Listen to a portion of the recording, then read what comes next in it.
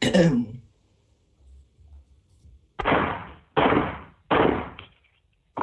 Honorable, the Judges of the United States Court of Appeals for the Fourth Circuit. Oyez, oyez, oyez. All persons having any manner or form of business before the Honorable, the United States Court of Appeals for the Fourth Circuit are admonished to give their attention, for the court is now sitting.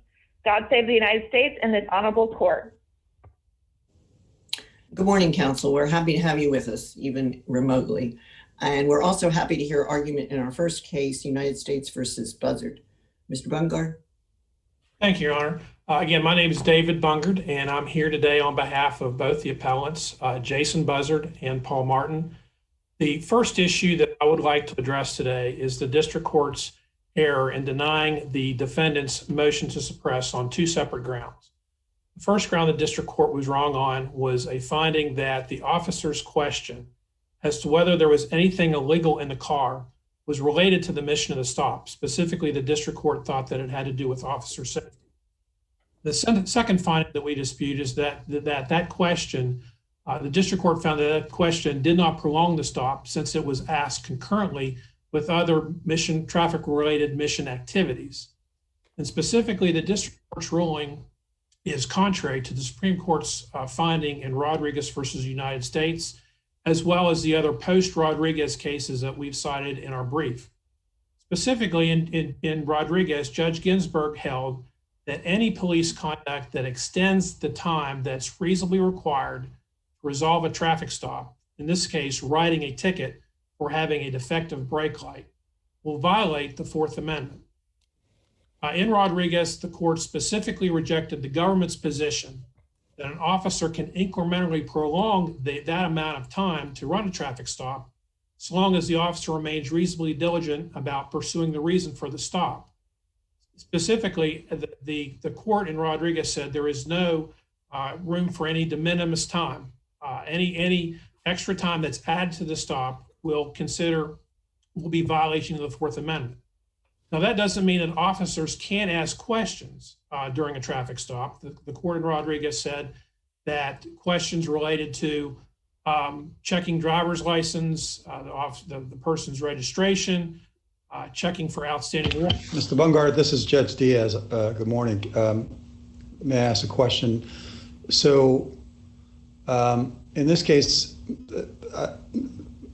the allegation is that the stop was extended as a result of the request for backup by the officer, which I understood to be a matter of policy, that when a stop occurs late at night, as it did here, that this particular police department had a policy that the officers would wait for backup, whether or not called, because as a matter of policy, that an officer would inevitably show up as backup, and that's exactly what happened here.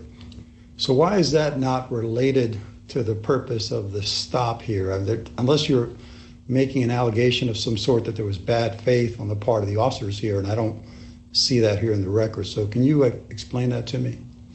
Yes, Your Honor. I think that the problem here, if the government wants to say that he needed to wait for additional officer to show up, I think that would also be a separate Rodriguez violation, because looking at the facts and circumstances of this case, we had an officer that did not decide to wait for the backup to show up before he approached the car. We had an officer that did not run a license plate check of a car to see who he was possibly dealing with, or to see if this was a possible stolen vehicle. Instead, this officer, the only reason he pulled this car over was for a defective brake light, and he initiated the stop. And the problem is that he asked the question. Well, but Mr. Bungard, I don't think you can dispute that even the most innocuous of traffic stops can turn on a dime and become dangerous in an instance. And there was record evidence in this case that, at least from the officer's perspective, the passenger was acting a bit squirrely. He looked like he might want to be making a run for it. At least that's the way it was described by the officer. And it was the middle of the night. And so why wouldn't it have been reasonable for the officer to simply wait for the time necessary to have a backup officer arrive? And in that instance, assuming that that wasn't unduly delayed, what is unconstitutionally suspect? What is constitutionally suspect about asking a single question? I think the problem, and this is what Rodriguez addresses, is that an officer cannot go into an on-scene investigation and ask questions simply whether or not there's anything illegal in the car, because that goes way beyond the purpose of the stop.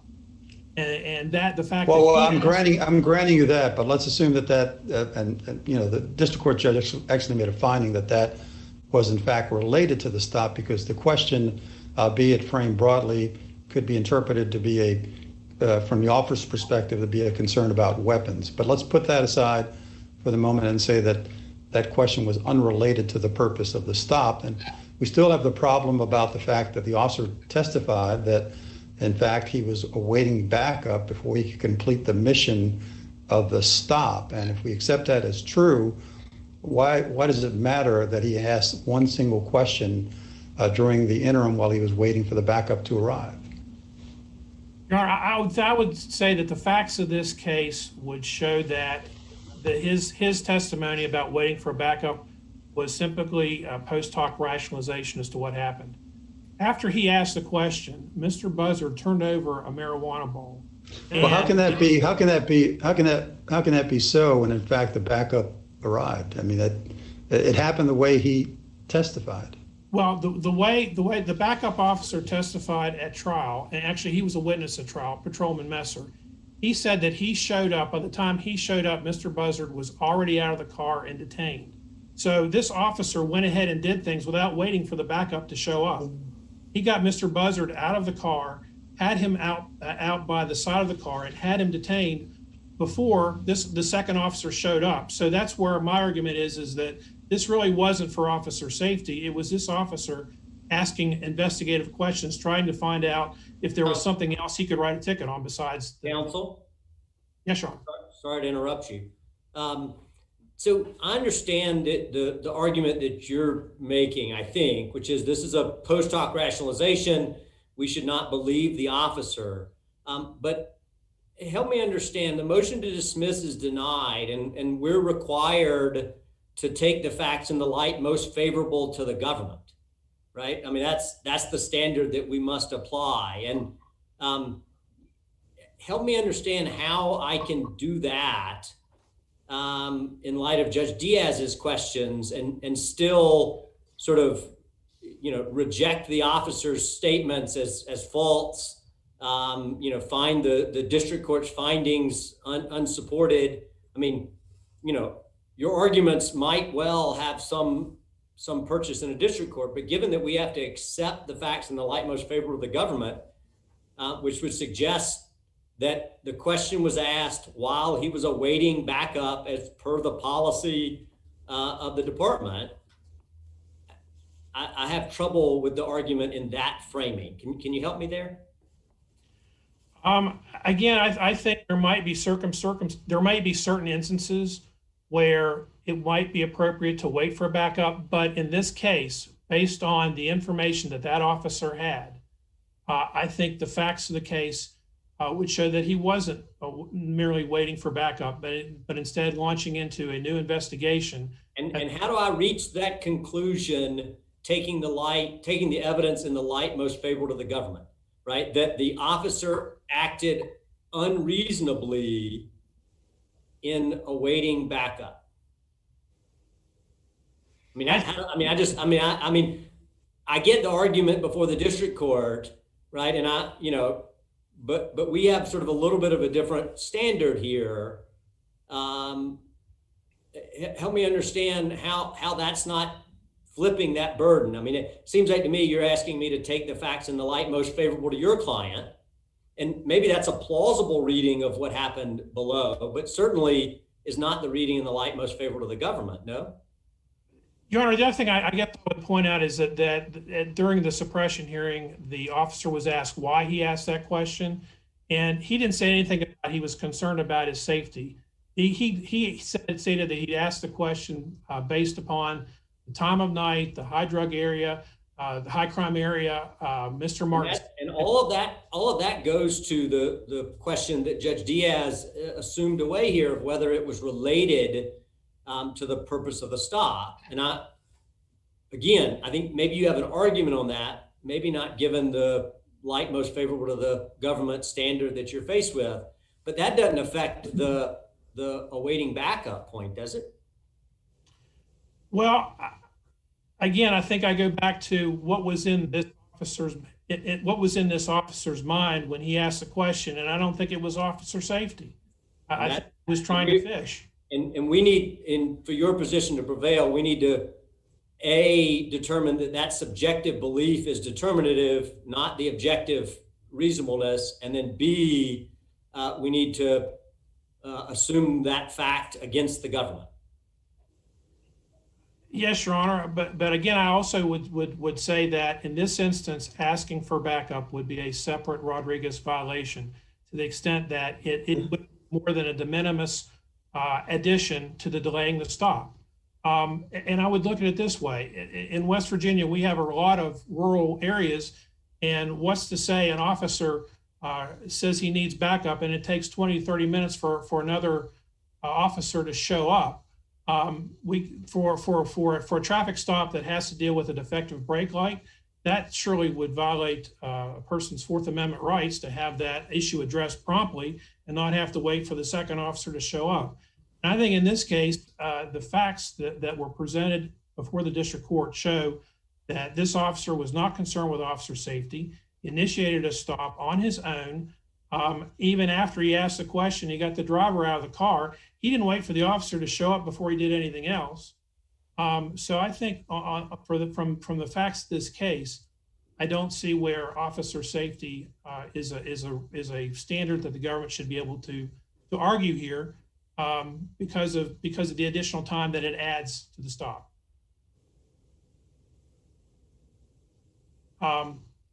The other issue I would point out here, to the extent that I think it's important to know also that this is not a case where the officer actually made a call for backup. As the court indicated, that he said there was a policy. So it wasn't an issue where he got on his radio right then and there and said, "Hey, I need help here, I'm concerned," or gave a code. He went ahead with the stop as he went to anyway, regardless of. Well, would it have made a difference if he had made a call rather than this being the procedure that they used to have automatic backup? I think it would. I think Why? Again goes to the circumstances of the case, whether or not that was needed or not. It's no different. Well, but if he knows he's going because of their standard procedure, get help. Help me with that. I don't think I understand that. Why would that make a difference? I think one of the things that Rodriguez said, that in facts of Rodriguez were the officer waiting for another officer to show up with a drug dog unreasonably extended the stop because that was going to go into an investigation of the car for other wrongful activities. In this case here, calling for another officer, regardless if it's a call or if it's a policy here, without reasons, without reasonable suspicion or reasonable concerns for the officer's safety, the facts of this case just don't short up with the reason why this officer stopped this car. It was not a case where the driver was driving erratically, had been speeding 100 miles an hour and pulled him over for that. There was nothing initially where this officer felt threatened as he approached the vehicle. He noticed the driver did not do anything. Counsel, but what I was doing is positing to you exactly the same facts. Would it make any difference whether he had to call for backup or whether he relied on this policy of having backup automatically come? I thought you said it did, but then you go and change the facts on me. I don't think it would, given the circumstances of this case. Okay. That we have. But I would also posit, to the extent that the court does find that there was a Rodriguez violation here, the officer did not have reasonable suspicion to ask the question that he did. And that was the government, at the suppression hearing, that was the whole focus of the government's argument, was that this officer asked this question, but he had reasonable suspicion to ask it based on what he saw and based on various factors. And this court has said that in order for an officer to be able to articulate why someone's behavior was suspicious, it has to be indicative of some other type of sinister activity. And if you look at the specific factors that that are involved in this case, that time of the stop, the fact that it was late night, if you look at that fact individually, that in of itself is not necessarily inherent of any suspicious activity, someone out driving at 1:30 in the morning. The officer tried to say that the Sheetz gas station where he was at was a high crime area, although this officer was not conducting any surveillance that night, never saw Mr. Martin get in the car at that location. He just saw it came from that area. And the court has noted in other cases that the combination of somebody having a past record, recent or released from prison, and perhaps moving around in a car would not support a reasonable suspicion finding to warrant any additional time being added to the stop. When my time is up. Thank you very much. Mr. Hammer? Thank you. I'm Alex Hammer, representing the United States in this case. May it please the court, counsel. The single question asked by Officer Dawson in this case did not measurably extend the stop in any way. And as the court has already noted, it transpired while he was awaiting backup.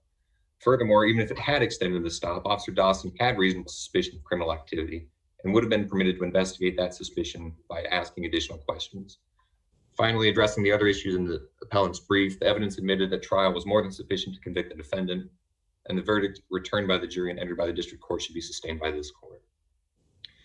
As this court has already, as these judges have already been addressing, Officer Dawson was awaiting backup. He testified as much at the suppression hearing. In fact, he testified that he waited approximately 3 to 5 minutes before the second officer did arrive.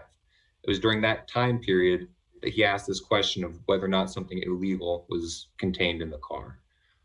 Now, addressing the specific facts of this case, which I think are counsel, before you get to this, can I ask a question just of your understanding? And I've not gone back and read in detail the briefing, but I understood the argument the defendants made in the district court and on appeal to be that the asking of a question, asking this question, that was what they were challenging.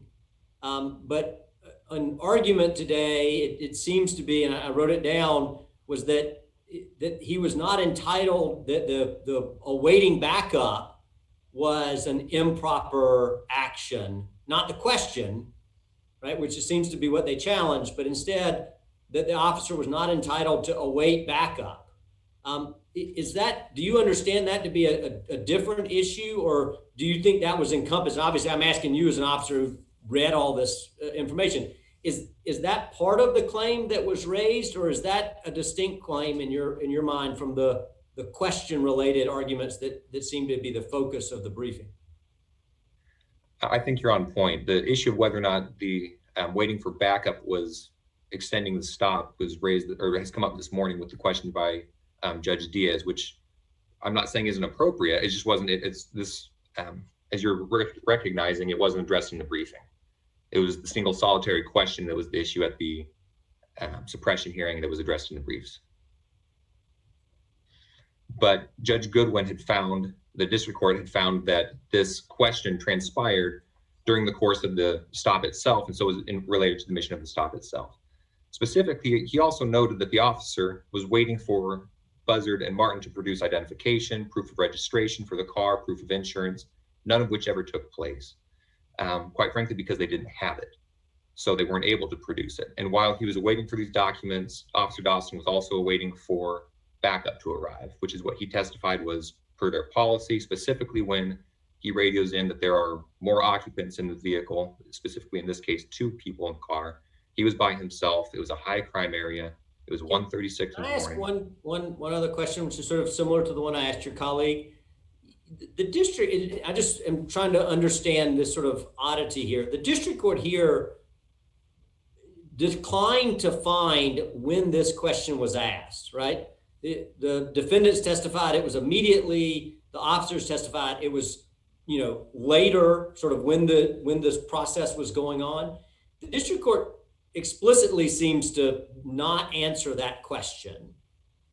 And yet we're required on appeal to take the facts in the light most favorable to the government, which seems a little odd, right? Because that suggests that we have to find that the question, or we have to assume, I guess, the question was asked not at the beginning, but during the course of the stop, because that's the light most favorable to the government. Even in a case where the district court, right, refused to make that credibility finding, it strikes me as odd. What am I missing? I mean, am I missing something? Do you agree that's what we're required to do, even despite the district court's refusal to make a finding on it? That was omitted from the court's memorandum of opinion. And whether or not it's odd or not, I suppose I'm young enough to not be able to, I can claim naivete there, and I don't know. But I will say that I agree with your decision or your opinion that the evidence should be viewed in the light most favorable to the government. I mean, that's what case law and precedent has stated repeatedly. And the testimony that was provided by Officer Dawson, both at trial and in the suppression hearing, was that he arrived on the scene and asked for license and registration. That at that time, the driver, who was Buzzard, told Officer Dawson that he did not own the car, that he was borrowing it from somebody else, and so he was unable to find the registration, the insurance, nor was he ever able to produce a license for himself or for Paul Martin. So during that entire colloquy between Officer Dawson and these two occupants of the car, Officer Dawson Officer Dawson testified that he recognized Paul Martin immediately, that he knew him as being a recently convicted felon who was recently released from prison, that he'd had multiple interactions with him in that short time period that he'd been released from prison, including a domestic case and another case in which he was the suspect or possibly engaged in burglarizing cars and other suspicious activity. Now, admittedly, he was never charged with anything, never arrested on any of the other incidences, but it does put him outside the realm of normal traffic stops, which is what we look at with reasonable suspicion. Officer Dawson objectively, and again, not his subjective intentions, but what objectively would be available to anybody in his situation, knew the following facts: that he had pulled over a car for defective brake light, that it was in a high crime area that was frequently used for staging drug activity, that it was late at night, that Paul Martin was a recently convicted felon. He was fidgeting in his seat excessively. He testified specifically that he was moving around and looking out the window up and to the right, and he believed, or he looked as though he was going to run. He continued to interrupt the conversation between the officer and Buzzard, saying specifically, "We're not up to anything." Officer Dawson also knew that Martin had a serious drug addiction, and all of these things together put this stop, based on these facts, outside the realm of a normal traffic stop, which is what reasonable suspicion is. When an officer stops a car and the person is receiving a citation for a traffic stop or for speeding or whatever that might be, when you have people who are acting outside what a normal person would do, it's going to alert that officer to some type of suspicious activity or being some type of criminal activity afoot, which is exactly what happened in this case. Counsel, could I circle back to Judge Richardson's question about sort of what we on review take to be the record here, and with respect to what the district court did, which was not make a finding of when this question was asked, whether it was during the interview or initially. I gathered from what you were saying is that you agree with the district court that it doesn't make any difference for purposes of sustaining what the district court did here. And that may be true, but if it did make a difference, what would we be crediting? Because the district court didn't make a finding. Do you understand what I'm saying? I agree. Yes, ma'am. Quite frankly, as Judge Richardson has stated, I believe that the standard here is that the facts of this case have to be viewed in the light most favorable to the government. Certainly, if the district court had made a finding that there was an issue of that Officer Dawson was more credible than the other, that would also be required to be supported by this court. But based on the trial evidence, as well as the evidence presented at the suppression hearing, the facts most favorable to the government are that Officer Dawson asked this question while he was engaged in his other traffic and mission-related duties. So facts upon which the district court never makes a finding and there's disputed testimony, we always give to the government? Is that your position? I believe as the appellee that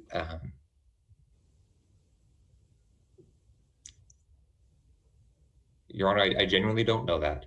I think that What else I would agree with Judge Richardson based on what he stated, but I can't.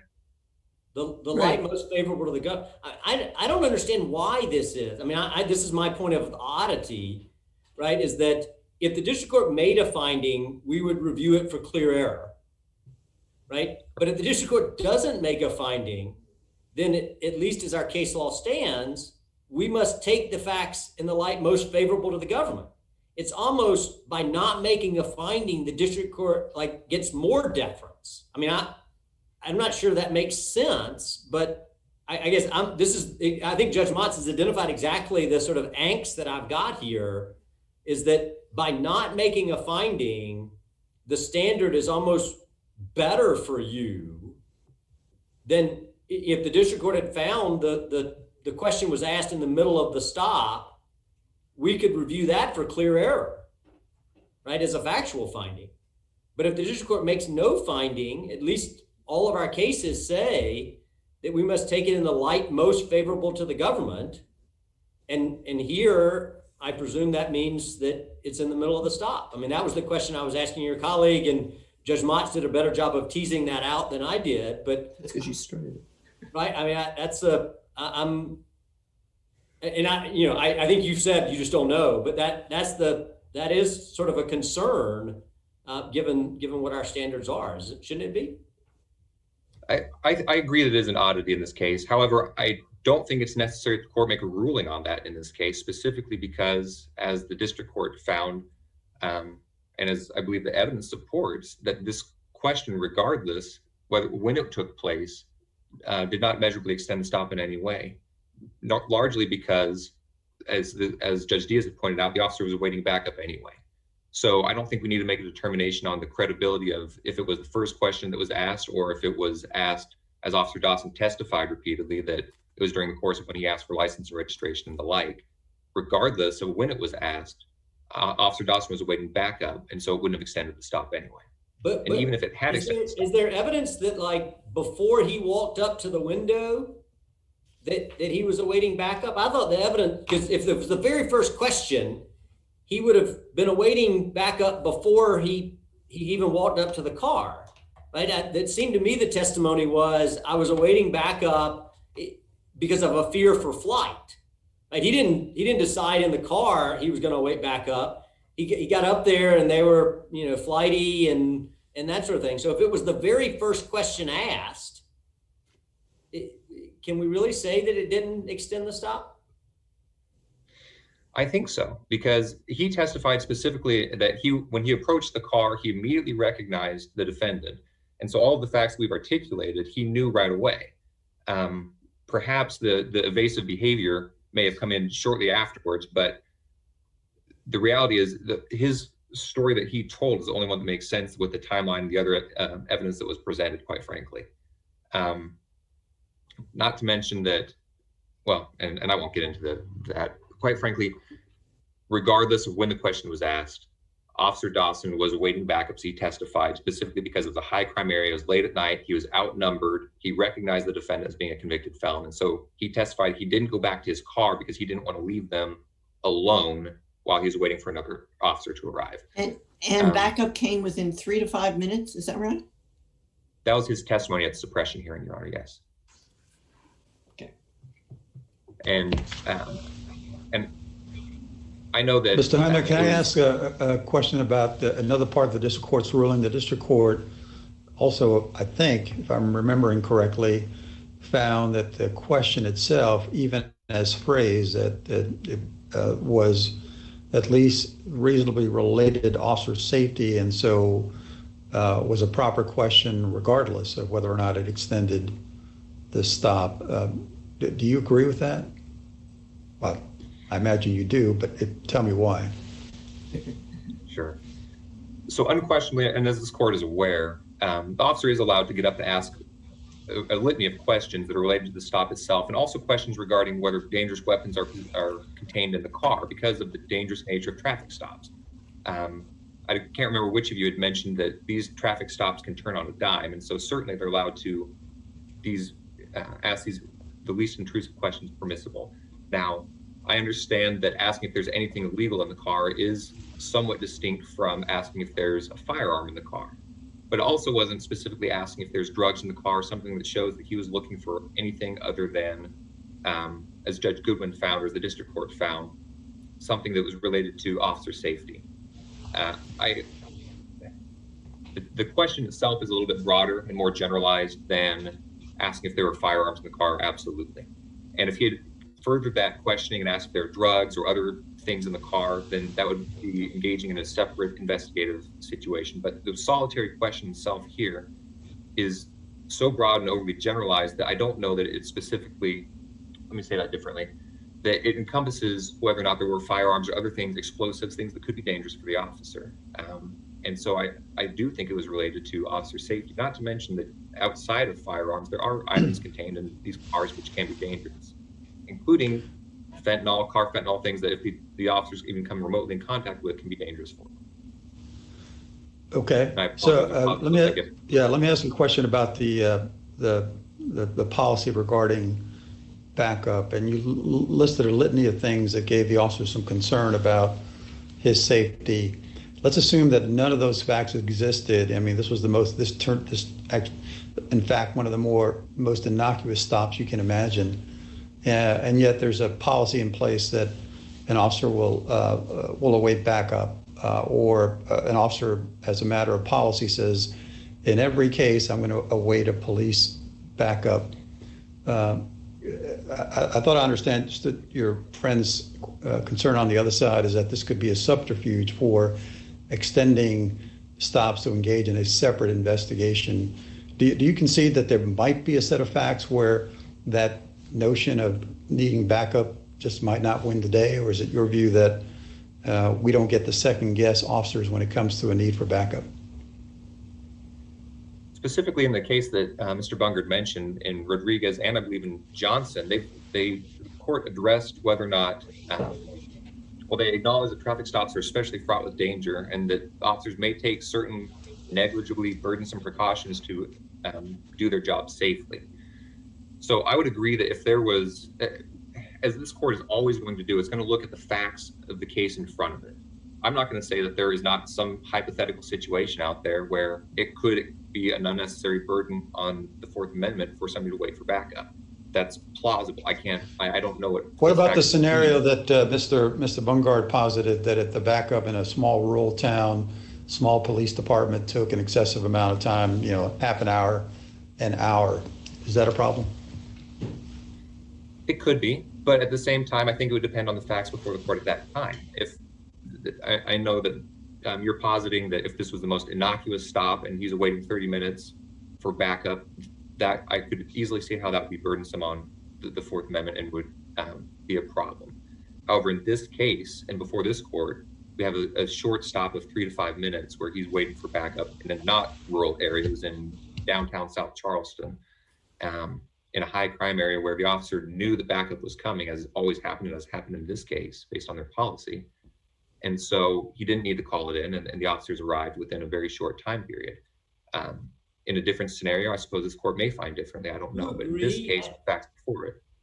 I thought this is an interesting question to me, but do you agree with your colleague, Judge Motz asked the question earlier, whether it would matter if there was a call as opposed to a policy, right? I mean, I recently got pulled over in Columbia, and the first cop pulled in and then a second cop pulled in, and I asked the officer why the second guy was there, and he said it's our policy that we have 2 people come. Are we going to be hearing this case? Maybe you shouldn't. I don't think so.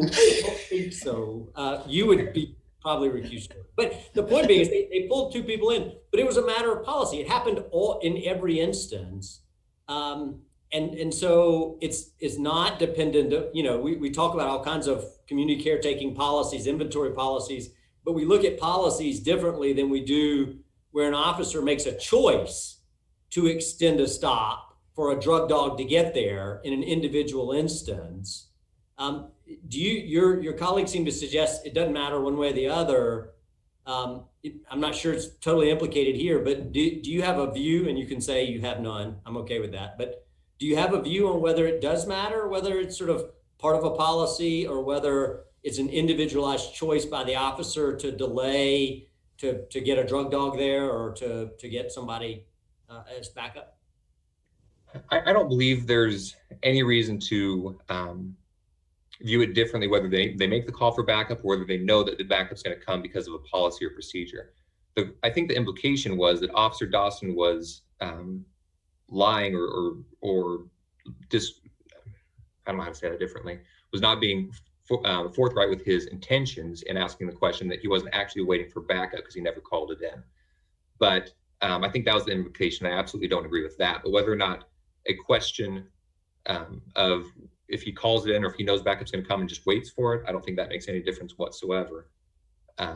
Unless perhaps if he waits for it and they never show up and he's waited 30 minutes and they're, and the facts that Judge Diaz has pointed out are an issue. And I see that my time is up. And so unless there are further questions, I will simply conclude with asking the courts to stay in the district court's holdings. Thank you. Is there any rebuttal, sir? We can't hear you. You're muted.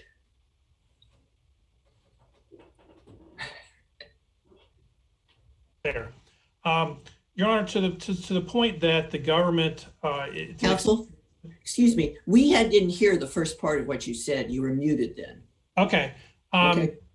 To the government's issue as to whether or not this falls, that the officers can wait for another officer to show up for officer safety. The problem with that is that totally ignores what Rodriguez says and essentially would give officers the opportunity to do anything they wanted to during the time period while they're waiting for that second officer to show up. And that's not what Rodriguez says. Rodriguez says you cannot extend a traffic stop unless you either have consent or you have reasonable suspicion that that person is engaging in some other type of criminal activity. And this officer did not have reasonable suspicion that either of these two gentlemen were engaged in any criminal activity when he asked the question, is there anything illegal in the car? If he was concerned for his safety, he would have either waited for that officer to show up before he initially approached the car, or he would have asked a specific question. You guys have any guns in the car? Are there any weapons? He didn't ask that question. He asked, is there anything illegal in the car? And that is what several circuits that I've cited in our brief, the 11th, 2nd, and 9th Circuit have all held that where officers come in and they start asking questions unrelated to the traffic stop. In the Campbell case that's before the 11th Circuit, the question was asked to the driver, did he have any counterfeit CDs, illegal alcohol, marijuana, methamphetamine, or dead bodies in the car? As he was writing the ticket, the court specifically found there that asking the question, waiting for the answer from the driver, unlawfully prolonged the stop where it was beyond the...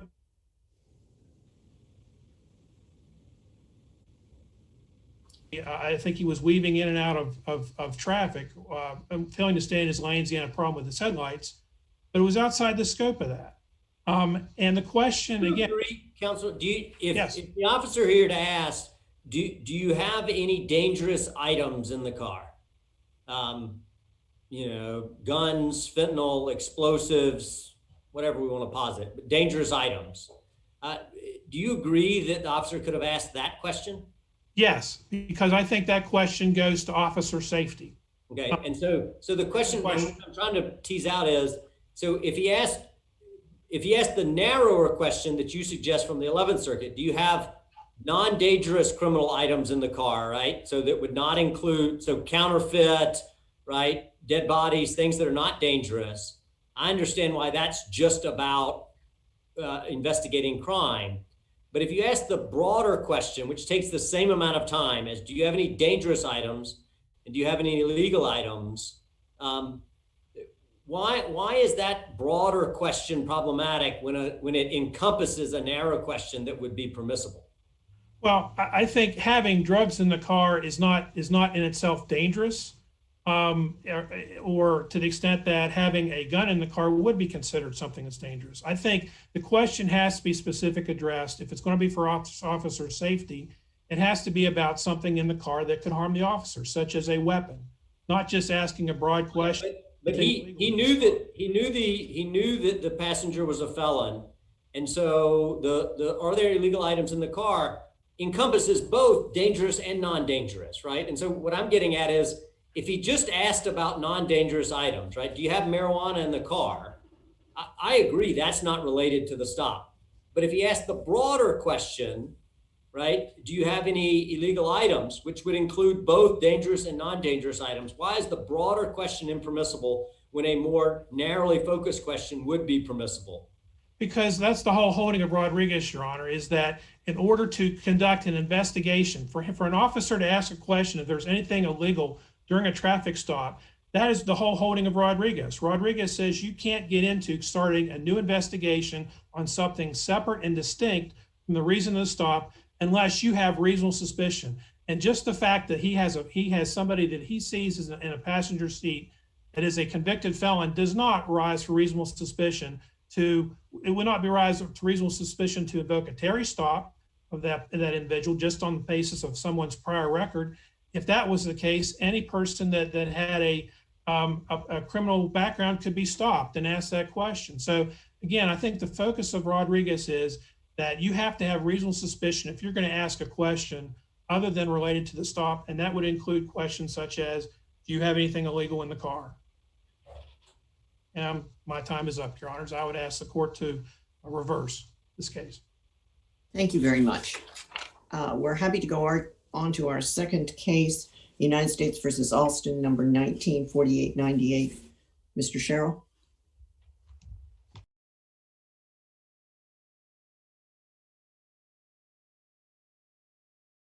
Yes, I'm here. We're happy to hear from you. Thank you, Your Honor. May it please the court. I'm Carlisle Sherrill, and I represent Jamar Alston.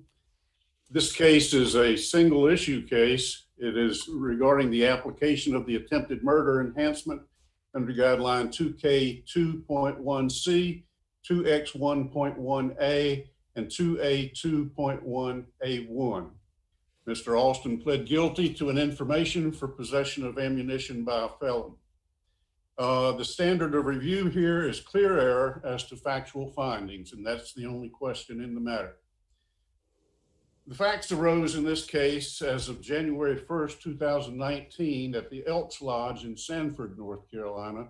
It was a New Year's Eve party Mr. Alston was attending, and there were many people there. It was very crowded. There was dancing, there was a bar area, and there were video cameras stationed throughout the Elks Lodge.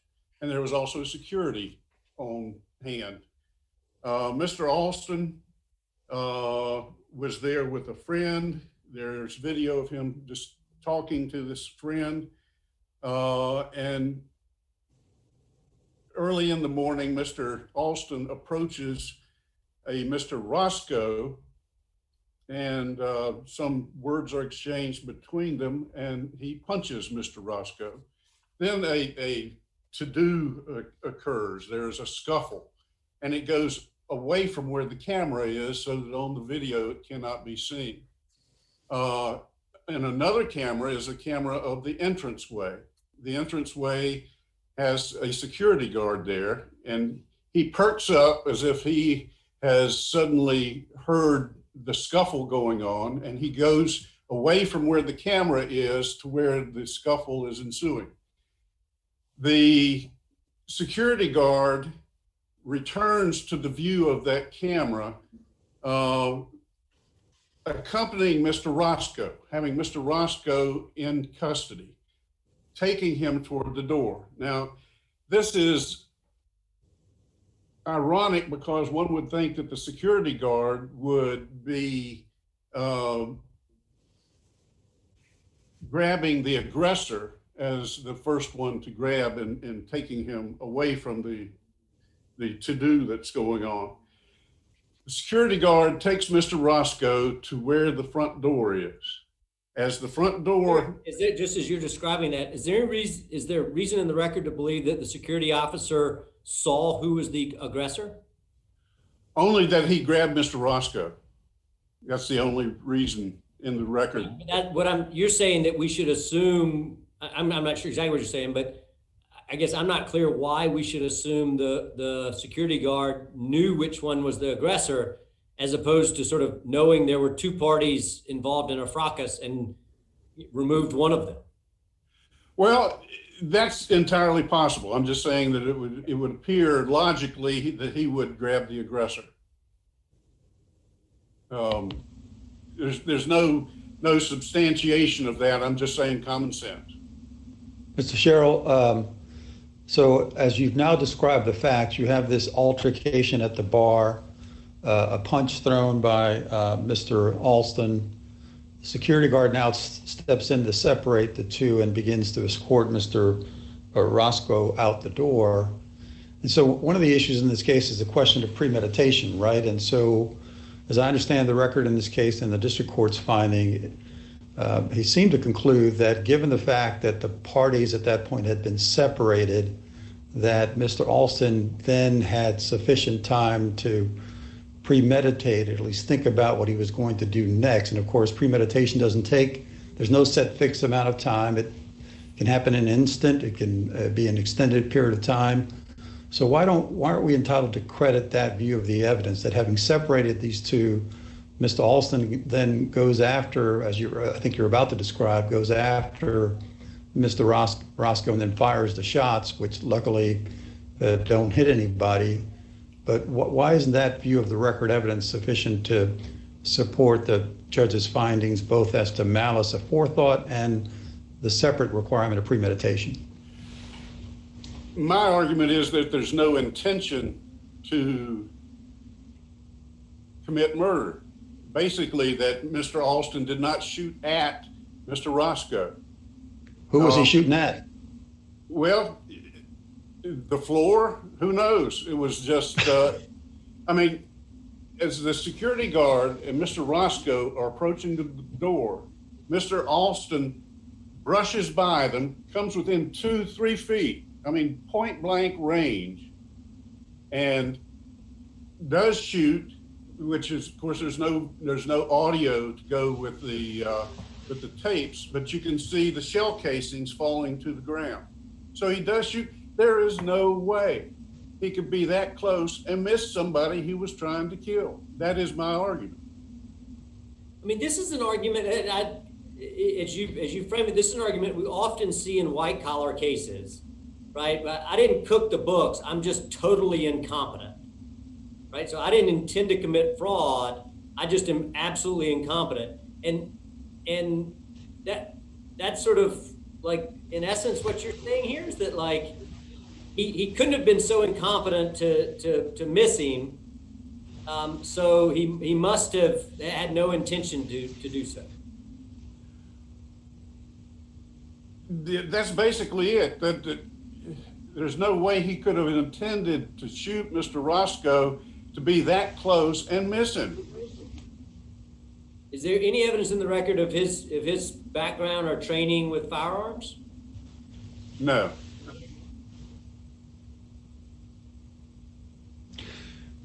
What about the district court's separate finding, as I understand it, that part of the reason, I suppose, why he missed was that his arm was bent around the security guard in trying to fire at Roscoe, and that led to the in this case, happy ending of no one being killed? You really could not see in the video where the arm was. You could not see any fire coming out of the pistol or anything.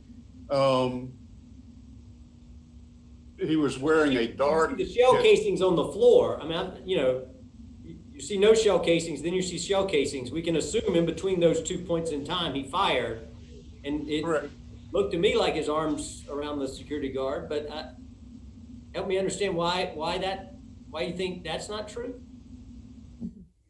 You can't really see in the video. I think it's speculation that his arm was around the security guard. I mean, Mr. Roscoe was being held by the security guard at the time. And I think the position of the arm was entirely questionable.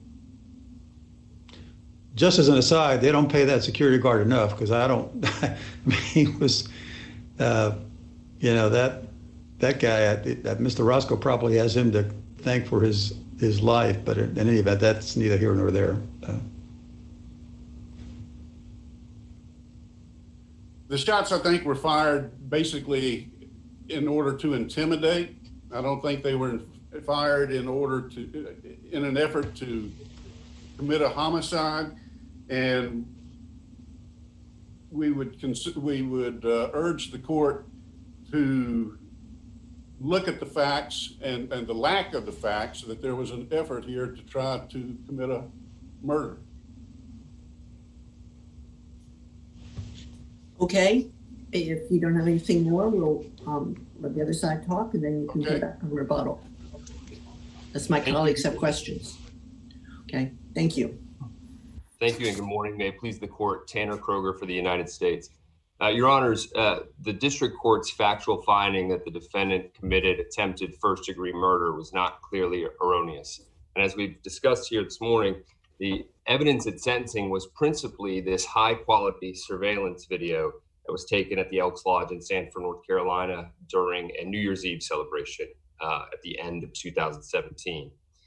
And the video showed, the various angles showed that the defendant shot 3 times at Joseph Roscoe, who was the would-be victim in this case, and in the entryway of that very crowded nightclub.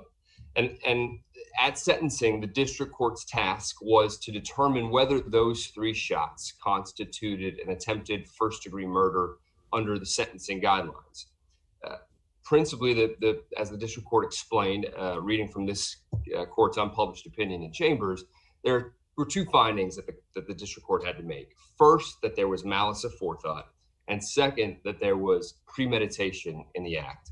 The district court made each of those findings, and the record at sentencing supported that analysis. As I think the panel has indicated, the big question here is premeditation. But to address briefly the malice piece, the district court explained that malice is reckless and wanton conduct, a gross deviation from a reasonable standard of care that poses a serious risk of injury or death. That occurred here. The defendant fired 3 shots at an individual, while another individual, the security guard that we've mentioned, was trying to break up the fight. And so there was reckless and wanton behavior as to the would-be victim, Mr. Roscoe. There was malice aforethought as to the security guard. And frankly, as the cases, some of the cases I think that we cited in our brief indicate, there's malice shooting into a crowded area like a bar. So the district court's finding that there was malice, I think, is on very strong footing. And I would urge the court not to vacate the sentence based on the malice issue. Admittedly, the premeditation piece is a heavier lift for the United States. And here, the district court was careful to walk through its factual findings as to why there was premeditation in this case. The district court started that analysis with observing and looking at the surveillance video in the main dance hall where Mr. Alston, the defendant, was speaking with an individual named Jason Arnold. District court found that there was collaboration between the 2, and he based that, I think, principally on the fact of the conversation and also the conduct that the district court observed in the moments after these 2 met in the main dance hall of this club and spoke for about a minute. After that, the 2 went their separate ways, but into the bar area where this fight would start. And there's a couple of findings that the district court made that are important to the intent piece. The first is that Mr. Arnold, who I may call the lookout, he positioned himself in the doorway that separated the bar area from the entryway to the club. And as the district court explicitly said, it was there for a reason. What happened next was the defendant, Mr. Alston, followed in. The victim was by then sitting at the bar. And there are 2 critical facts the district court found that are very important to the premeditation piece that come from this sequence. First, as Mr. Alston, the defendant, was walking towards Mr. Roscoe, the victim, Mr. Alston looked at the lookout, Mr. Arnold, who was in the doorway separating the bar from the entryway.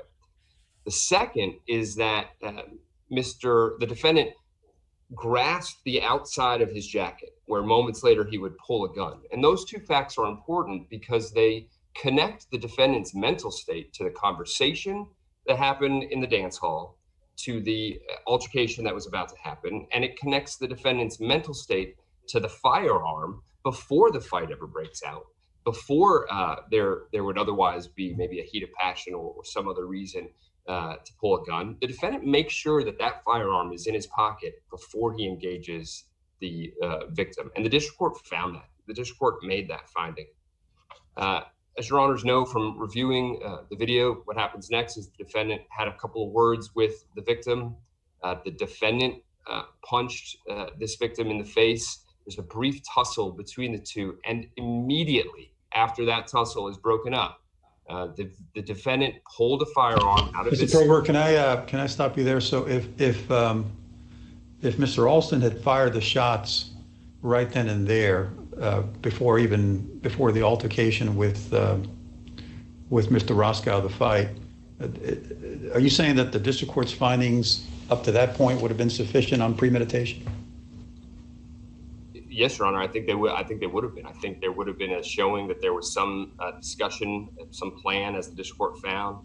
The defendant walked right up to, as I understand Your Honor's hypothetical, would have walked up to the victim and without an altercation would have shot him. I think that would have clearly showed premeditation and an intent to kill. Here, there was the tussle. There was the fight that the defendant started. And within seconds, this is a matter of about 12 to 15 seconds from when the defendant first engages the victim to when the shots are fired. The defendant starts the fight. The defendant throws the first punch, and again, immediately pulls that firearm that only seconds earlier he made sure was in his pocket. And the district court made that find. What happens next is the altercation moves into the entryway of this bar, where this security guard, who the district court found was a large man, tried to intervene. And I think I agree with Mr. Sherrill's assessment that the security guard is really trying to separate a fight, what he thinks is a fight at that point. I don't know that it's relevant what the security guard thought about who the initial aggressor was, or what the security guard's mental state was. What's relevant, and what the district court found, was that the defendant bent his arm around that large security guard in order to shoot the would-be victim, in this case, Mr. Roscoe. I don't know why he missed. I'll say he missed by the grace of God. And I think we're all glad that nobody died in this situation. People miss in these types of situations routinely. I think we hear, this is outside of the record, but we certainly hear about police officers, for example, missing in high-stress situations. There was alcohol involved, which is shown earlier in the surveillance video. I'm not sure why he missed, but the district court found that he fired the shots at Mr. Roscoe, that he bent his arm around the security guard. And there's no other reason to fire 3 shots at somebody at close range other than an intent to kill. The standard here is clear error. And so the district court studied this surveillance video carefully. District court watched portions of it multiple times. District court studied the still shots of the surveillance video that the government provided at sentencing. And based on that review and based on that analysis, the district court found by a preponderance of the evidence that there was both malice and premeditation in an attempt to kill Mr. Roscoe.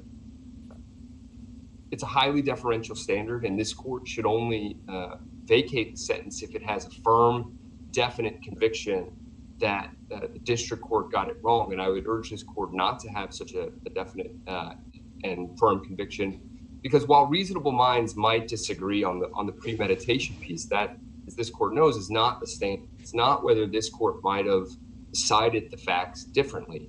It's whether it's a reasonable position or permissible position of the district court, those findings.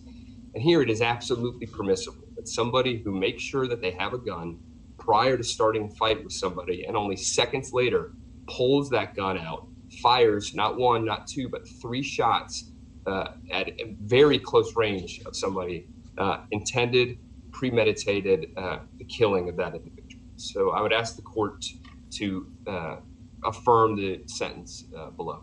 Thank you. Thank you. Sir, do you have any rebuttal? Mr. Sherrill? Yes, the only thing I would say is the question is whether the firing of the gun was at Mr. Roscoe. And we would say there's not sufficient evidence that it was at Mr. Roscoe. It was just too close to have missed. And we'd ask the court to find that the application of the attempted murder enhancement was clearly erroneous. Thank you very much. We will be happy to go on to our third case, number 9.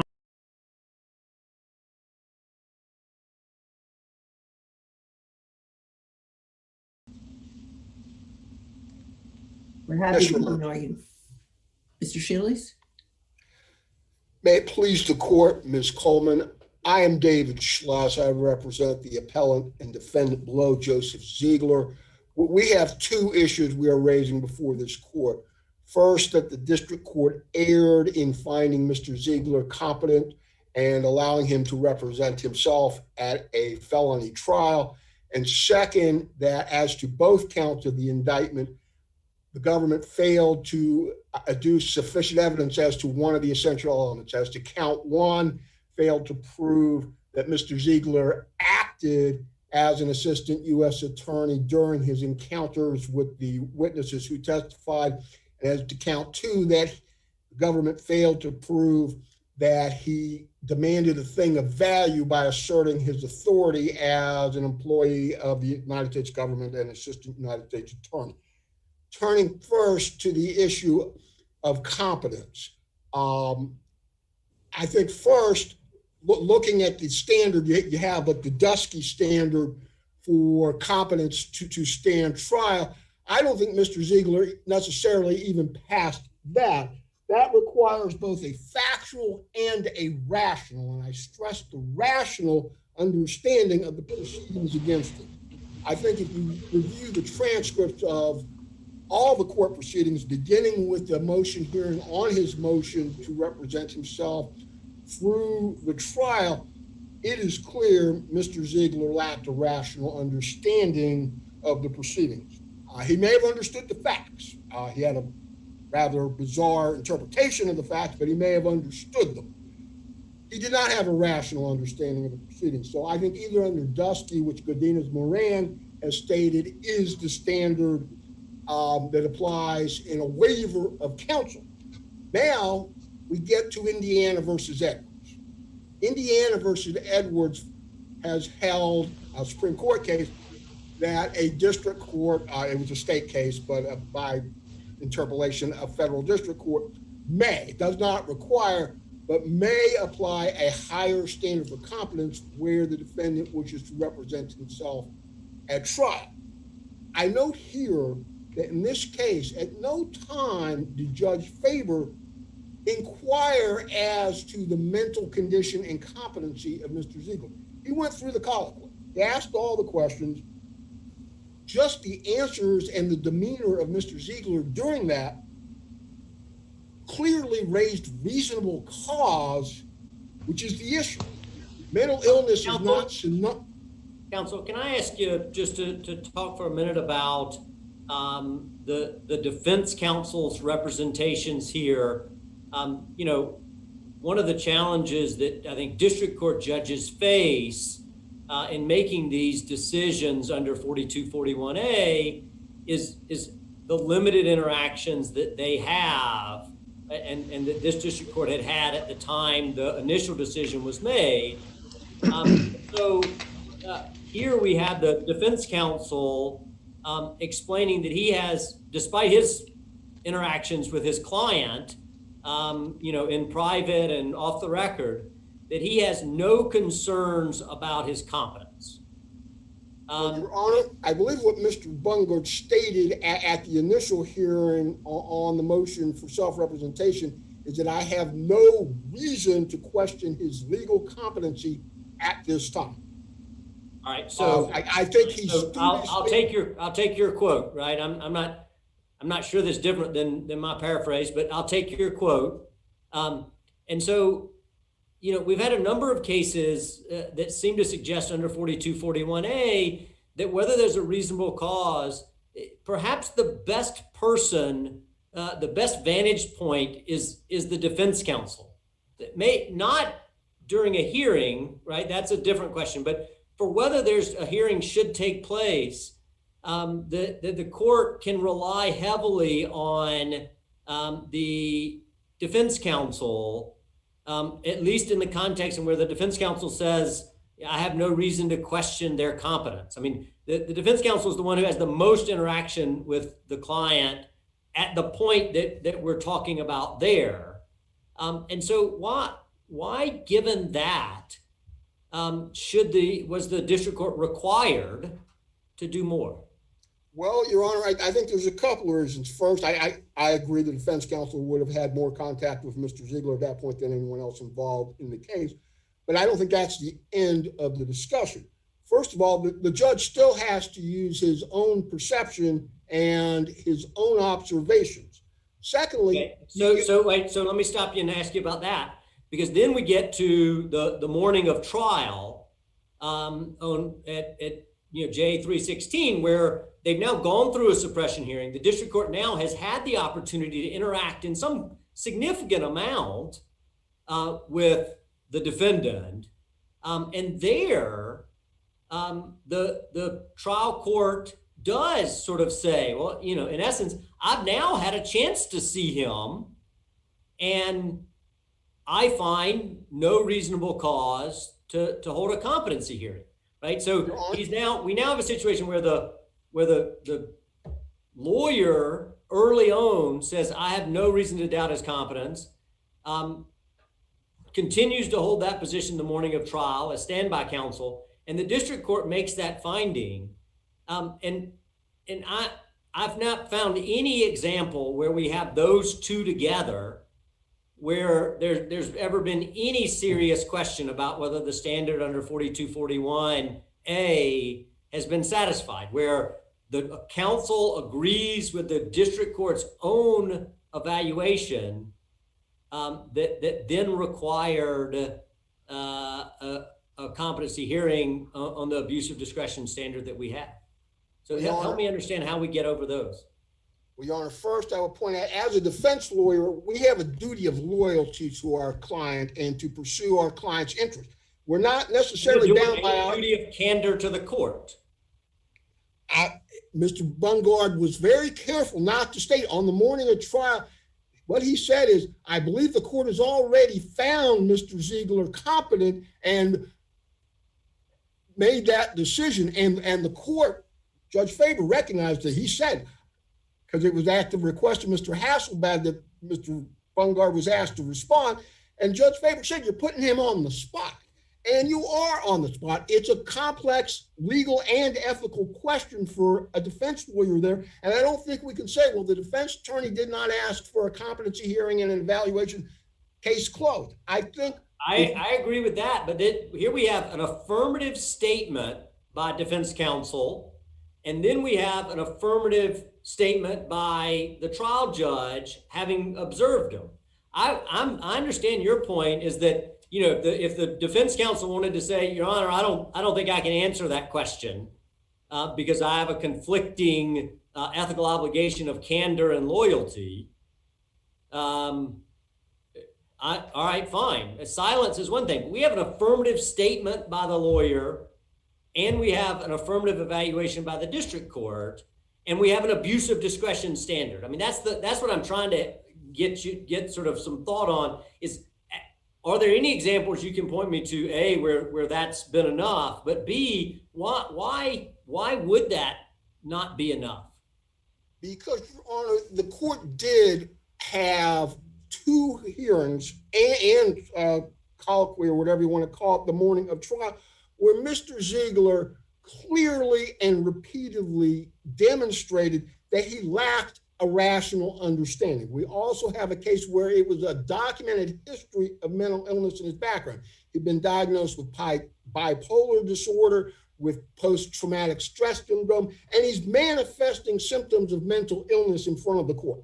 Now, that mental illness is not synonymous with incompetency, but it is a crucial factor to weigh in determining whether a competency hearing and an evaluation is necessary. The judge made no findings as to what standard he was applying. He never mentioned Indiana versus Edwards, never mentioned whether he was applying the gray area higher standard or he was applying the dusky standard.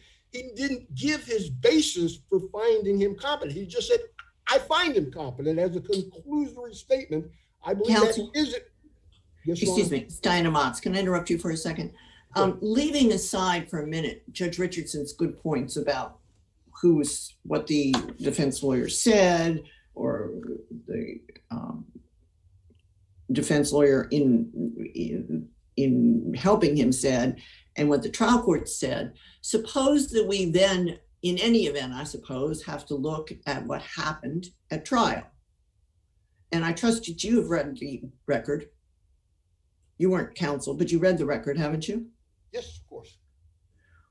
Well, I don't think he did such a bad job for himself. I thought he did a better job than a lot of lawyers that come to us have done. Now, he is an unusual person, to be sure, but I don't know that the representation that he gave was faulty. So maybe you could help me there. Well, Your Honor, my view of the record is that Mr. Ziegler was fixated on matters that were completely irrelevant to the charges against him in federal court. Well, let's get past the point that he wanted to ask every question. Was this in your report? Was this in your report? Which Ms. Coleman tore him apart because it was improper impeachment or improper refreshment. Yeah. Okay, let me make my question a little more pointed, because I don't think it was, he certainly did things that would annoy a judge and that were unnecessary maybe, but look at what he did to help his case. And that's, I think maybe how we gauge, we look at all of the things that he did together. And so that's why first of all, do you think that we look at what happened at trial, even though we have these preliminary assessments by the district court and his standby counsel? Yes, I do, Your Honor. And I believe prior to trial, I'll say from the first time he appeared in court and spoke through the completion of the trial, I believe that he clearly demonstrated there was reasonable cause to question his competency. Okay, can you tell me, I'm not interested in what he did that was talking about irrelevant issues. I'm asking you if you can give me a couple of examples of how he hurt his case, his defense, to what he was being tried for. Well, one thing that I noticed during jury selection, he told the woman she had cereal in his hair and it was a mole on her face, which is probably somewhat insulting. At other points, he was pompous and grandiose. He was arguing with the judge. There was one. Wait. Let's be careful, because we've all been in courtrooms, and to say that pompous, grandiose, and arguing with the judge is a problem eliminates lots of lawyers too. That's true, but I'm not defending and a handful of judges, to be fair. I'm not saying every lawyer is necessarily competent, but the Sixth Amendment is not implicated there. He had a right to counsel. The counsel do not. I believe that an objective view of the record clearly establishes reasonable cause. And that's what I'm arguing, that it was an abuse of discretion not to recognize the reasonable cause in light of the particular facts and the totality of the circumstances surrounding this case to find that he at least needed to be evaluated. Bernard, which Judge Diaz was on that panel and dissented. Mr. Bernard had 2 evaluations and 2 competency hearings, was found restored to competence, and the judge made specific findings in that case. Here, it's just like, I find he's competent. On what basis was he competent? Mr. Schlase, can I ask a question since you brought up my name? So how are we to consider, if at all, the fact that, and I think this came up in the record, Judge Faber talked about it, that the defendant in this case had in a separate trial in, I think it was Rhode Island, chosen to represent himself, and then on appeal claimed that he was incompetent to represent himself, and he actually won the appeal on that ground. So how does that cut one way or the other in this case? I mean, I suppose one could say maybe Judge Faber should have been on notice that there might have been something amiss here that he needed to look into to be sure that he didn't fall into the same trap with respect to a incompetent defendant, or perhaps Mr. Siegler is just crazy as a fox and is engaging in a tactic that he hopes might succeed on in this appeal. Well, to answer your last question first, I think that would be giving Mr. Ziegler too much credit for strategic thinking. I don't think he was sandbagging or setting a trap for the court. I think Mr. Ziegler believed he was competent, and not just competent, but brilliant. He was mistaken in that belief because of his irrational perception. As to it was a Michigan case, Your Honor, and that case was a little different because Michigan has a fairly specific warning that the trial judge must give to the defendant, and the holding was entirely based on the judge didn't give the rote warnings that we require. It wasn't really based on Mr. Ziegler's mental state per se in the Michigan case. Well, but as Judge Diaz points out, the district judge did bring this case up to the defendant and said to him, "You're not going to do that here, are you?" "Oh, no, no, no, no." That's absolutely correct. There's no question that's how it went. And my argument is that's another manifestation that raises reasonable cause to question his competency to a degree that called for an evaluation and a competency hearing, and I believe it was an abuse of discretion. And I'm over my time, and I did not get to the other issue. Do my colleagues have any questions? Then we'll go right to them. I think you have some time for rebuttal. Thank you, Your Honor. So, Ms. Coleman? Thank you, Your Honor. May it please the court, counsel. The record in this case is clear that Mr. Ziegler's waiver of his right to counsel was clear, voluntary, knowing, and intelligent. The district court engaged Mr. Ziegler in a thorough discussion about his right to counsel. There was an ex parte proceeding before the court went over his waiver in court. And during that ex parte proceeding, the defendant's attorney stated that he had no reason to question the defendant's competency. The district court then comes back onto the record and goes over Mr. Ziegler's waiver. I would note to this court that waiver, that exchange between Mr. Ziegler and the district court encompasses pages 27 through 38 of the JA. It's very extensive. The district court went over Mr. Ziegler's understanding of the charges against him, of the penalties he faces, of his understanding of the trial process, his familiarity with legal proceedings, his familiarity with the rules of criminal procedure and evidence, and Ms. Coleman? Yes. I think we know all of that. And indeed, I think that Judge Richardson pretty much established the best that you get from the various warnings and early decisions by defense counsel and the district court. But you wouldn't argue to us that we don't look at what happened at trial, would you? I would not, but I think when you look at what happened. So we are assuming all those things happened before. So the question is, at trial, did the defendant exhibit such behavior that the district court clearly, the district court abused its discretion in not calling for a hearing on this? No, Your Honor. At trial and at the suppression hearing, this defendant called witnesses. He objected. He had objections that were sustained. He presented evidence on his own behalf. He did an opening statement. He did a closing statement. He cross-examined each of the government's witnesses. He tried to impeach their credibility through inconsistencies.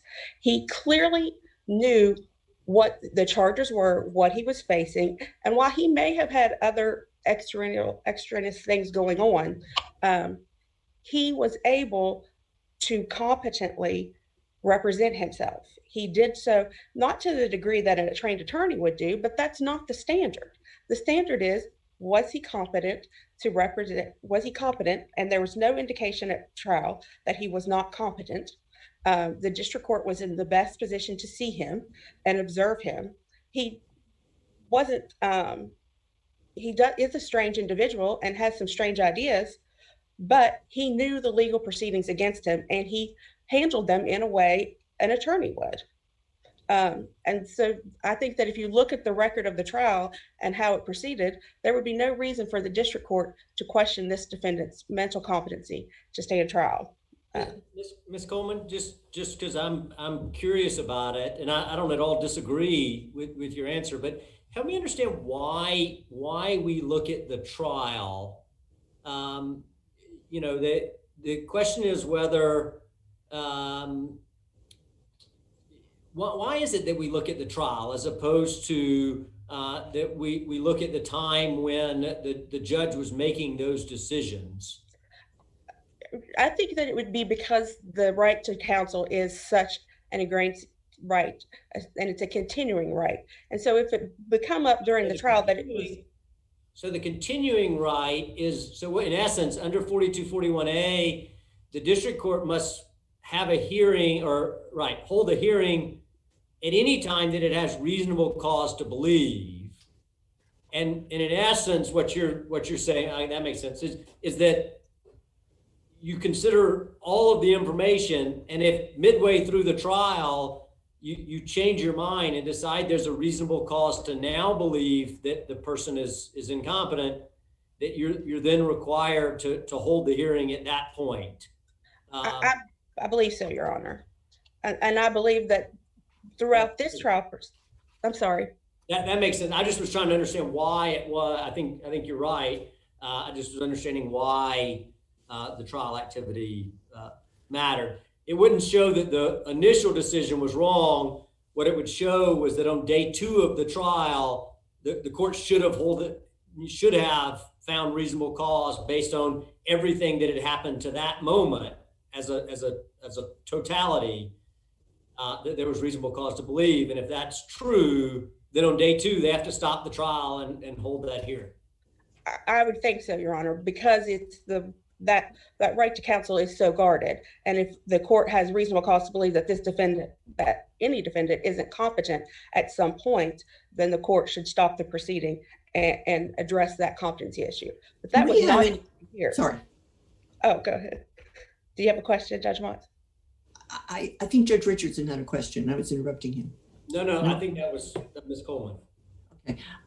What I was going to ask you is, do we have any case? We know that our review of the district court's decision to or not to hold a competency hearing or to declare him incompetent, we review that for abuse of discretion. Do we have any help in the case law determining what goes into the exercise of that discretion?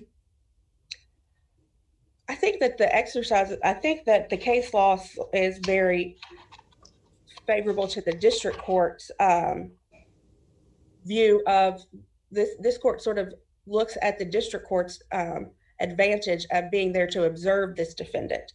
And so it would have to be something that was so, I believe, plainly obvious that the district court would have had to call. And here, we don't have that. This court observed this defendant. One example that comes up in the cases is like an error of law, right? That if you're applying the wrong standard, so let's assume the district court here said something other than the correct standard, that could amount to an abuse of discretion, right? We say that in lots of areas. Right. Error of law is always an abuse of discretion. I take that point, but I just wondered if, well, I asked my question. Well, I think that I like the Supreme Court in Edwards has held that the district court may constitutionally permit a defendant to represent himself as long as he is competent to stand trial. And so as long as this district court, who was in the best position to see this defendant throughout these proceedings, didn't find a reason to believe that a competency hearing was necessary, and in fact stated so on the record the morning of trial. The district court stated that it did not find a need to question this defendant's competence. He didn't believe his decision was a smart one, wasn't a wise one, and he advised against it, but that did not mean he wasn't competent to make it. And this court observed him throughout the proceedings and didn't find anything to change that opinion. And I think that this court would have to look for something obvious in the record that would change that view. And I don't think there is anything. As I stated before, the defendant acted and represented himself actively at the trial, even calling his own witnesses to rebut some of the government's evidence. Can I ask you about the second issue, the sufficiency of the evidence with respect to these to this crime on the 2 counts? Yes, I think that when this court looked at the district court properly instructed the jury, and I think the only issue here as to count 1 is whether or not the defendant acted as such, and with the count 2, whether or not he demanded a thing of value.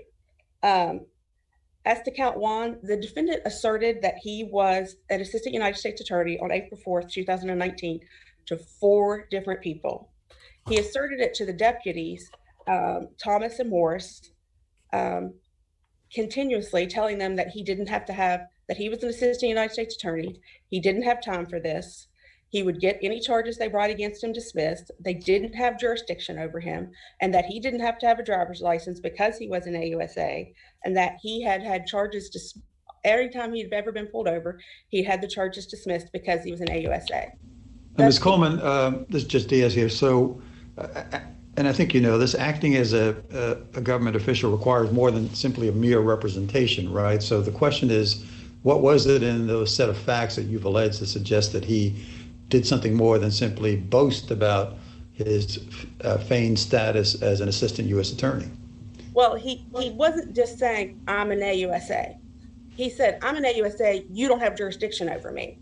He cited cases to them. He cited code to them. He did it in a way because he was, as the officer testified, trying to assert authority to prevent them from filing charges against him. It didn't work, and it doesn't have to work to be a violation. But what he did was try to act as an AUSA and assert some kind of authority over these officers, over the proceedings, that they didn't have jurisdiction, so you couldn't charge him. And even if you did, if you charged him, it didn't matter because he would get it taken care of. He was acting as if he was an AUSA, not just saying, I'm an AUSA. He was trying to assert power and authority as an AUSA. I'm trying to recall, but I have this recollection that you probably get training every year that tells you that you cannot, if you get pulled over as an AUSA, you can't tell the officer that you're an AUSA in order to get out of the charges. That would, be an abuse of your position, and certainly sort of seems to come up in, various state situations where a real AUSA or state official asserts their position as a way to get out of or attempt to get out of charges. Do you know if that is a violation of law for you to do that? So if you said as an AUSA to a police officer, don't give me a ticket, I'm an AUSA, and if you do, then I'll rain down terror on you, or whatever it is that you would say. I don't know if it's a violation of law. I know it's an ethical violation. I know that we are ethically not allowed to do that. And we receive training on that because it gives it an appearance of impropriety. And it also allows when one represents themselves as an AUSA and says, don't give me a ticket, and let's say you don't get the ticket, then you've established sort of a quid pro quo. Can that officer come back to you and ask you to do them a favor like they did you a favor? And so therein is part of the reason you get training is because if you did it, it might well be effective, right? That the officer might well not be inclined or less suggest that this is not mere puffery, but is instead an action attempting to get something that of value, that is not be charged with an offense. That is correct. That is why we have the training. That is why we're not allowed to do it. And that's exactly why Mr. Ziegler did it. He was trying to get these officers asserting authority over them as an AUSA. So it didn't matter if you charged me, I'll get it dismissed. I don't have time for this. And it was a continuous event. He didn't say it to just one person. He said it to 4 different people on that day.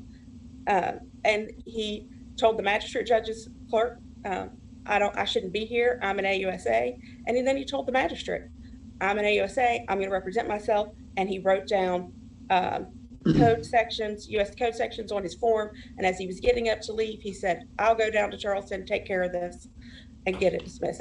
He's told them I have powerful friends. He claims to know the U.S. attorney. He was acting. Ms. Coleman, while we're on the subject of training and policy, so my recollection in this case that there's an allegation somewhere about policy regarding DOJ prosecutions and the notion that, at least in the context of these prosecutions, that there should be no prosecutions when someone impersonates an officer, as Mr. Ziegler did in this case, for his own personal benefit as opposed to the government's benefit. And I'm wondering, if that's the case, why the government chose to prosecute here. Well, Your Honor, there is a policy, but that policy does not give this defendant or any defendant any rights. It is just an internal policy that is not mandatory. It's much like our petite policy. It does not inure any rights to this defendant. And so where the United States believes that there's been a violation of the law, they can bring charges. That policy is just guidance. And so because of Mr. Ziegler's continued actions here, he did this on not just one day, he did it on another day when he went and demanded his car. He told the towing lady, Ms. King, if you don't give me my car, I'm an AUSA, I don't have to have a license, I'll name you in my federal lawsuit. He was demanding a thing of value. This is the type of conduct that we want to curtail when somebody's going around representing to be an AUSA and telling people, I will sue you, you can't charge me. This is exactly the conduct that this code section was meant to address. So there are two, sorry. No, go ahead, Judge Motz. Go ahead. No, please. I was just going to say there are 2 counts here, right? Correct. And it seems to me the evidence is a little thinner on one of them. If we should vacate one, what would the result be here? The defendant would still stand convicted of the second count, Your Honor. There would be essentially, he's been sentenced to time served. He has nothing pending. But your representation has been because of you and the other side, because of collateral consequences. This case isn't moved. He would get his $100 special assessment back, I believe, for if one count was vacated and one count was not vacated. Otherwise, he would still. Assuming he satisfied that obligation already. Correct. I don't have anything else. I'd ask the court to. I think Judge Diaz had a question. Oh, okay. No, I'm fine. Thank you. I would ask the court to affirm the district court on both counts. And that's all.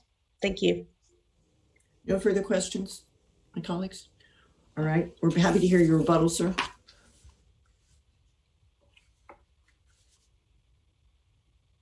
Thank you, Your Honor. As to count 1, I would point out that what Mr. Ziegler said to the deputies, I don't have time for this, take me to jail. Mr. Ziegler acquiesced to the lawful commands of the deputies at every step of the process. He did refuse to take the field side sobriety test. He wouldn't blow. Any private citizen can do that, and many do. He didn't use it to get out of it. He was boasting. He was puffing. I'm an assistant U.S. attorney, and the evidence was sufficient that he said that to all the witnesses. I don't question that, but that's all he did.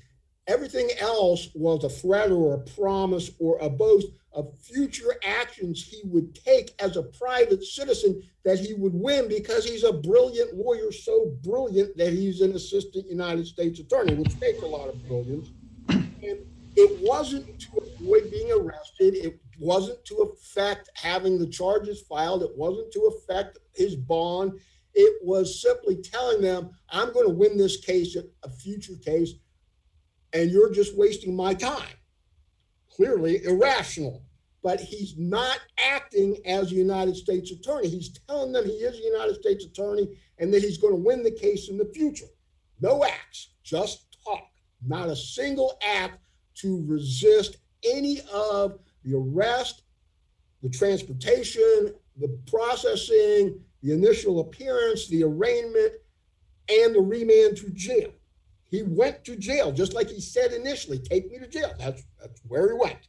He bonded out on the April 8th, which is count 2.